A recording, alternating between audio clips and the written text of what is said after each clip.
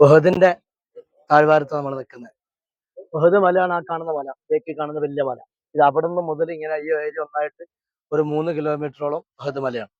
ഈ ഒരു ഏരിയ നിന്നാണ് യുദ്ധം നടക്കുന്നത്. ഈ ആൾക്കാർ നിൽക്കുന്നില്ലേ, ആൾക്കാർ കയറി നിൽക്കുന്ന ഒരു കുന്നതാ ചെറിയ, നമ്മൾ വലത് ഭാഗത്ത് ആൾക്കാർ കയറി നിൽക്കുക. അതാണ് ജബൽ റുമാത്ത്, അമ്പെയ്ത്തുകാരെ നിർത്തിയ മല. അതിന്റെ മുകളിൽ നിന്നാണ് അമ്പെയ്ത്തുകാർ ഈ ഇടയിൽ കൂടെ വരുന്ന ആളുകളെ, കുഫാറുകളെ, കാഫര്യങ്ങളെ അമ്പെയ്ത് വീഴ്ത്തുകയൊക്കെ ചെയ്തത്. പിന്നീട് അവരെല്ലാം കൂടി ഇങ്ങോട്ട് ഇറങ്ങി ഗനീമത്ത് സ്വത്ത് പെറുക്കുന്ന കണ്ടപ്പോ അവരിന്റെ മുകളിൽ താഴത്തൊക്കെ ഇറങ്ങി. അപ്പൊ അവര് ബേക്ക് കൂടെ വന്നിട്ട് ആക്രമിച്ചു. ആ ആക്രമണത്തിലാണ് റസൂലുള്ളാഹിക്കൊക്കെ പരിക്ക് പറ്റി എന്ന് പറയുന്നത്.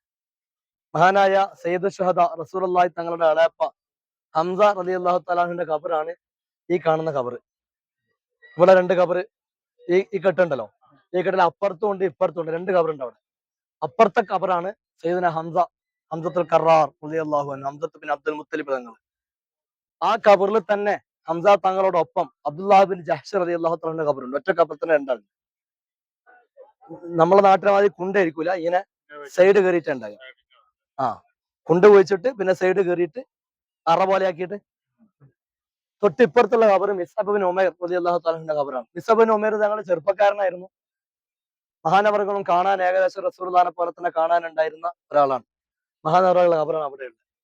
ബാക്കി 70ഓളം ശുഹദാക്കളെ ഖബറിനുള്ളിലുണ്ട്.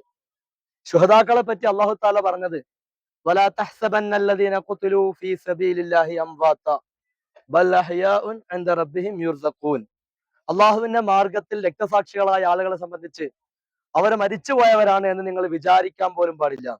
വലാ തഹ്സബന്ന, ഒരു കാരണവശാലും നിങ്ങൾ അങ്ങനെ വിചാരിക്കാൻ പോലും പാടില്ല എന്ന് മാത്രമല്ല, ബൽ അഹ്യാഉൻ ഇൻദ റബ്ബിഹിം യുർസഖൂൻ, അല്ലാഹുവിന്റെ അടുക്കൽ നിന്ന് ഭക്ഷണം ലഭിച്ചുകൊണ്ടിരിക്കുന്ന ജീവിച്ചിരിക്കുന്നവരാണ് അവർ എന്ന് അല്ലാഹു തആല പറയാം.